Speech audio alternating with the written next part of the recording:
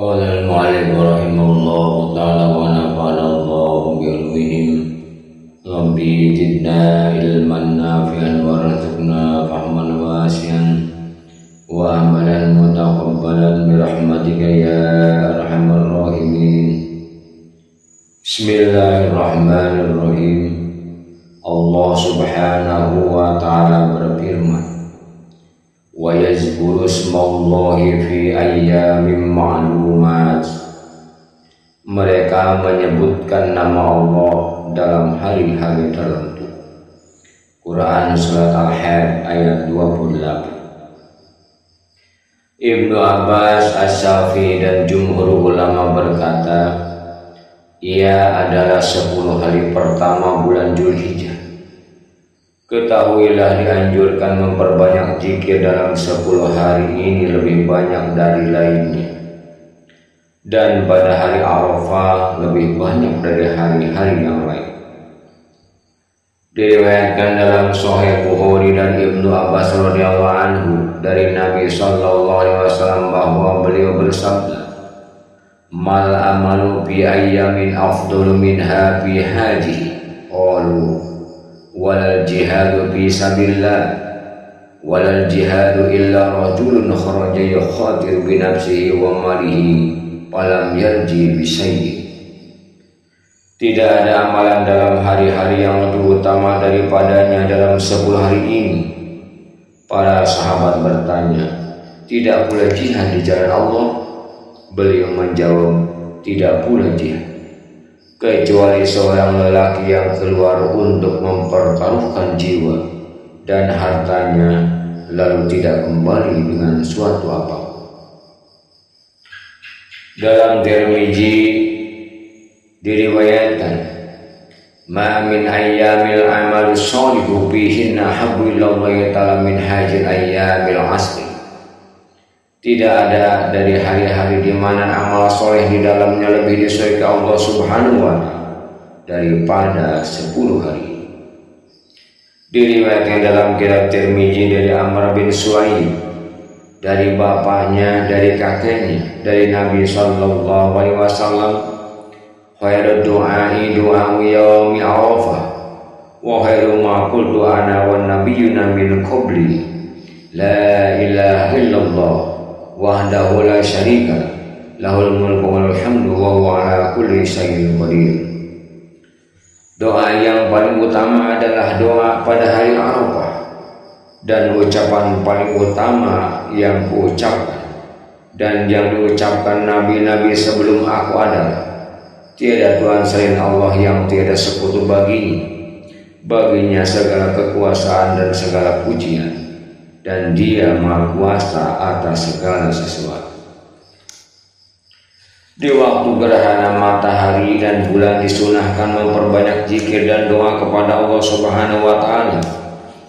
Dengan ijma atau kesepakatan kaum muslimin, disunahkan sholat pada waktu itu. Diriwayatkan dalam Sahih Bukhari dan Muslim dari Aisyah radhiyallahu anha bahwa Rasulullah SAW bersabda, inna samsa wal qamara ayatani min ayatillah la yuhsafani li mautin ahad wala li hayatihi fa idza ra'aytum dzalika fad'ullaha ta'ala wa kabbiru wa tasaddaqu. Sesungguhnya matahari dan bulan adalah 2 tanda dari berbagai kekuasaan Allah. Keduanya tidak mengalami gerhana lantaran kematian seseorang atau kehidupannya. Maka apabila kamu melihatnya, berdoalah kepada Allah dan bertakbirlah serta bersedekah. Dalam suatu riwayat, apabila kamu melihat itu, maka berzikirlah kepada Allah Subhanahu wa ta'ala. Diriwayatkan dalam Sahih Bukhari dan Muslim dari Abu Musa al-Asy'ari dari Nabi bahwa beliau SAW bersabda, fa iza ra'aitum syai'an min dzalika fafza'u ila dzikrihi wa du'aihi wastighfarihi. Apabila kamu melihat suatu gerhana, maka segeralah berzikir dan berdoa serta memohon ampun kepadanya. Diriwayatkan oleh Bukhari dan Muslim dari Mughirah bin Syu'bah, fa idza ra'aitumuha fad'ullaha wa shallu Apabila kamu melihatnya gerhana, maka berdoalah kepada Allah dan sholat. Dalam Sahih Muslim, Abdurrahman bin Samurah berkata, aku menemui Nabi SAW dan timbul gerhana matahari. Sedang beliau berdiri dalam sembahyang sambil mengangkat kedua tangan. Beliau terus bertasbih, bertahlil, bertakbir dan bertahmid dan berdoa hingga berakhirnya gerhana. Ketika gerhana berakhir, beliau membaca doa 2 surat dan sholat 2 rakaat.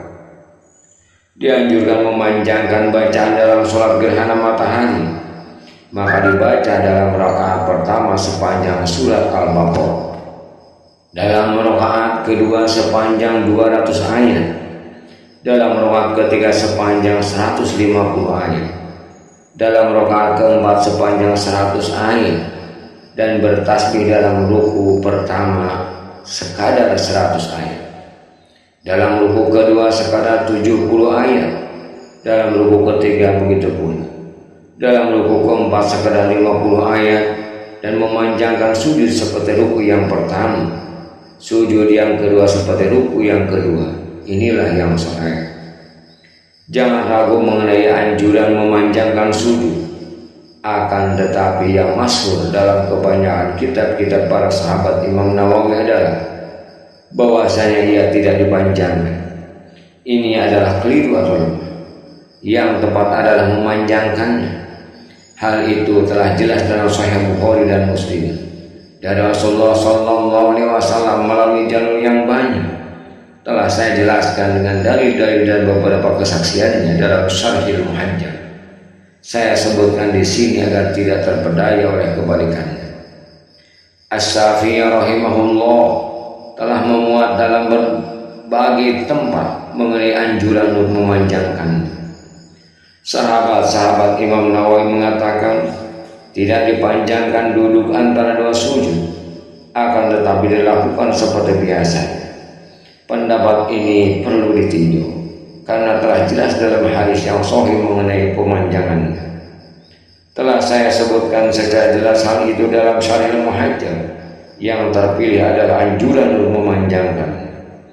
Andai kata ditinggalkan pemanjangan bacaan-bacaan ini semuanya dan mencukupkan pada surat Al-Fatihah, sahlah sholatnya. Disunahkan mengeraskan bacaan dalam sholat gerhana bulan dan dianjurkan merendahkan bacaan dalam sholat gerhana matahari. Kemudian setelah sholat berkhutbah 2 kali dengan mengingatkan manusia untuk taat kepada Allah Subhanahu wa Ta'ala, bersedekah dan membebaskan budak, sebagaimana terdapat hal itu dalam hadis-hadis yang masyhur, serta menyerukan manusia untuk mensyukuri kenikmatan Allah Subhanahu wa Ta'ala dan memperingatkan mereka dari kelalaian dan kesesatan. Dianjurkan memperbanyak doa dan zikir serta istighfar dengan kerendahan diri. Doa-doa dalam sholat tersebut telah masuk, yaitu Allahumma skina ghaisan maghisan hani'an marian ghadaqan muzallilan sahan aman tabaqan daiman Allahumma ala zirabi wa manabitis saja wa butunil awadiyah Allahumma inna nastaghfiruka innaka kunta ghaffar farsil sama alina midra Allahumma askina ghaisan wa la taj'alna minal qanitin Allahumma amit lana zar'an wa addir lana dhar'an waskina min barakatis samai wa anbit lana min barakatil ardi Allahumma rafa'anna al-juhda wal ju'a wal uriya waqsif anna minal balai ma la yaksibuhu ghairuka. Ya Allah, turunkanlah hujan kepada kami yang bisa menolong kami, yang nyaman, deras dan merata meliputi semuanya selamanya. Ya Allah, turunkanlah hujan di atas bukit-bukit dan tempat tumbuhnya pohon dan lembah-lembah. Ya Allah, kami mohon ampun kepadamu, sesungguhnya Engkau Maha Pengampun. Maka turunkanlah hujan yang deras di atas kami. Ya Allah, turunkanlah hujan kepada kami dan jangan Kau jadikan kami sebagai orang-orang yang berputus asa. Ya Allah, tumbuhkanlah tanaman bagi kami dan perbanyaklah air susu untuk kami. turunkanlah hujan kepada kami dari berkatnya langit, dan tumbuhkanlah tanaman bagi kami dari berkatnya bumi. Ya Allah, singkirkan kepayahan, kelaparan dan ketelanjangan dari kami. Jauhkanlah kami dari bencana yang tidak bisa disingkirkan oleh yang selain Engkau. Ini doa ketika kita melaksanakan sholat istisqa. Dianjurkan apabila ada seorang lelaki yang termasyhur kesolehannya, hendaklah ia dijadikan perantara dengan mengatakan, Ya Allah, kami mohon hujan dan menjadikan hamba-Mu si fulan sebagai perantara kepada. Diriwayatkan dalam Sahih Bukhari bahwa Umar bin Khattab radhiyallahu anhu apabila mengalami kekeringan, ia memohon hujan dengan perantaraan Abbas bin Abdul Muthalib. Ia mengucapkan, Ya Allah, kami menjadikan Nabi kami sallallahu alaihi wasallam sebagai perantara, maka Engkau turunkan hujan kepada kami, dan kami menjadikan paman Nabi kami sebagai perantara, maka turunkanlah hujan kepada kami. Lalu mereka pun mendapat hujan. Dianjurkan membaca dalam sholat istisqa seperti membaca dalam sholat Id setelah doa ibtidah. Dalam rakaat pertama diucapkan 7 takbir, dan dalam rakaat kedua 5 takbir seperti sholat Id. Kemudian berkhutbah 2 kali dengan memperbanyak istighfar dan doa. Diriwayatkan dalam Sunan Abu Daud dengan isnad sahih berdasarkan syarat Muslim dari Jabir bin Abdullah radhiyallahu anhu yang berkata, datang orang-orang perempuan yang menangis menemui Rasulullah sallallahu alaihi wasallam. Lalu beliau mengucapkan, Allahumma askina waisan mugisan marian marian nabian gharadotri ajilan ghairu ajil fa'adlaqat alaihi musamma. Ya Allah, turunkanlah hujan kepada kami yang bisa menolong, membawa kesuburan, berguna dan tidak berbahaya, segera dan tidak tertunda. Maka hujan pun turun. Dengan isnad Sahih Abu Daud meriwayatkan dari Amr bin Su'aib dari bapaknya, dari kakeknya radhiyallahu anhu yang berkata, bahwasanya Rasulullah SAW apabila memohon hujan maka mengucapkan, Allahumma aski ibadaka wa bahaimaka wansur rahmataka wa ahyi baladaka al-mayyit. Ya Allah, turunkanlah hujan kepada hamba-hamba-Mu dan binatang-binatang, dan sebarkanlah rahmat-Mu serta kehidupanlah negeri-Mu yang mati. Aisyah radhiyallahu anha berkata bahwa orang-orang yang mengeluh kepada Rasulullah SAW pada perihal ketiadaan hujan, maka beliau menyuruh mendirikan mimbar di tempat sembahyang dan menentukan hari bagi orang-orang untuk keluar pada waktu itu.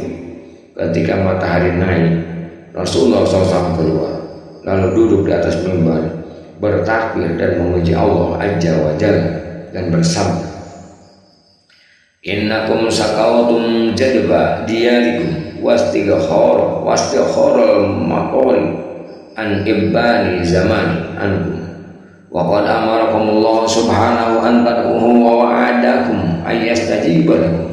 Summa qala Alhamdulillah Rabbil Alamin Ar-Rahmanir Rahim Maliki Yaumiddin La ilaha illallah Yaf'alu ma yurid Allahumma anta Allah la ilaha illa anta al-ghaniyyu wa nahnu al-fuqara Anjil alaina al-baisa waj'al ma anzalna lana quwwatan wa balaghun ilahi.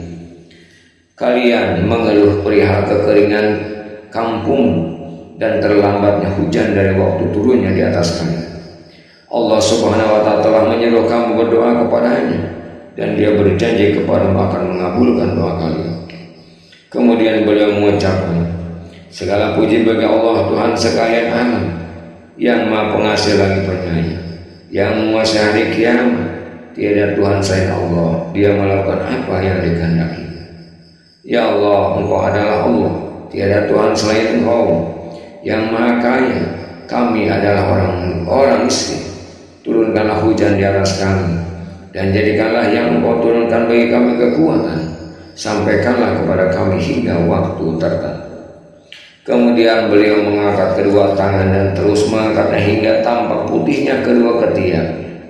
Beliau memalingkan punggungnya kepada orang-orang dan kembali lagi atau menggeser selempangnya sambil mengangkat kedua tangan.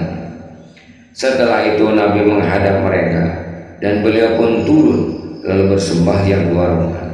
Saat itu Allah Subhanahu wa taala menurunkan awan, terdengar guntur dan tampaklah kilat, lalu turunlah hujan dengan izin. Belum sampai Rasulullah SAW kembali ke masjidnya, datanglah banjir. Ketika beliau melihat cepatnya mereka diam, beliau pun tertawa hingga nampak gigi taring. Maka bersabdalah Rasulullah SAW, aku bersaksi bahwa Allah Maha Kuasa atas segala sesuatu dan bahwa aku adalah hamba dan Rasul. Hadis riwayat Abu Dawud. Ketahuilah dalam hadis ini terdapat penjelasan bahwa khutbahnya dilakukan sebelum sholat. Begitulah yang dijelaskan dalam Sahih Bukhari dan Muslim. Dari itu ini bisa berarti kebolehan. Yang masuk dalam kitab-kitab fikih dari sahabat-sahabat Imam Nawawi adalah dianjurkan mendahulukan sholat daripada khutbah berdasarkan hadis-hadis yang lain, bahwa Rasulullah SAW mendahulukan sholat daripada khutbah. Dianjurkan menggabungkan antara suara keras dan pelan dan mengangkat tangan yang tinggi. Imam Syafi'i rahimahullah ta'ala berkata, hendaklah mereka berdoa dengan Allahumma amartana bidu'aika wa wa'adatana ijabataka wa qadda'unaka kama amartana fa'ajibna kama wa'adatana Allahumma mnun alina bimaghfiratin ma kharafa wa ijabatika fi subyana wa sa'ati rizkina. Ya Allah, Engkau menyuruh kami berdoa kepadamu dan Engkau berjanji untuk mengabulkannya. Kami telah berdoa kepadamu sebagaimana Engkau telah menyuruh kami, maka kabulkanlah doa kami sebagaimana Engkau janjikan. Ya Allah, karuniailah kami dengan ampunan atas dosa-dosa kami dan dengan pengabulan dalam menurunkan hujan kepada kami dan perluasan rezeki kepada kami. Dan mendoakan lagi bagi kaum muslimin dan mukminat, mengucapkan salawat atas Nabi Sallallahu Alaihi Wasallam, membaca 1-2 ayat, dan imam mengucapkan aku mohon ampun kepada Allah dan bagimu juga berdoa untuk menolak bencana dan doa lain seperti ya Allah, berilah kami kebaikan di dunia dan akhirat, lindungilah kami dari siksa neraka. Juga doa-doa lain yang telah kami sebutkan dalam hadis-hadis sahih. Asy-Syafi'i berkata, imam berkhutbah dalam sholat istisqa 2 kali khutbah sebagaimana berkhutbah dalam sholat Id, bertakbir atas Nabi SAW, bertakbir kepada Allah Subhanahu wa Ta'ala dan memujinya dan mengucapkan salawat atas Nabi SAW dan memperbanyak istighfar di dalamnya hingga menjadi ucapannya yang terbanyak. Juga banyak mengucapkan astaghfiru rabbakum innahu kana ghaffara yursilis sama alaikum midrara. Mintalah ampun kepada Tuhan, sesungguhnya Dia Maha Pengampun, Dia menurunkan hujan dari langit kepadamu dengan deras. Kemudian beliau meriwayatkan dari Umar radhiyallahu anhu bahwa ia memohon hujan dan doanya yang terbanyak adalah istighfar. Dilanjutkan oleh, hendaklah sebagian besar doanya adalah istighfar, memulainya dengan istighfar, berhenti di tengah-tengahnya dengan istighfar, dan mengakhirinya dengan istighfar. Ia menjadi ucapan yang terbanyak hingga selesai khutbahnya, serta menyerukan manusia agar bertobat dan melakukan ketaatan serta mendekatkan diri kepada Allah Subhanahu wa Ta'ala. Wallahu a'lam bishawab.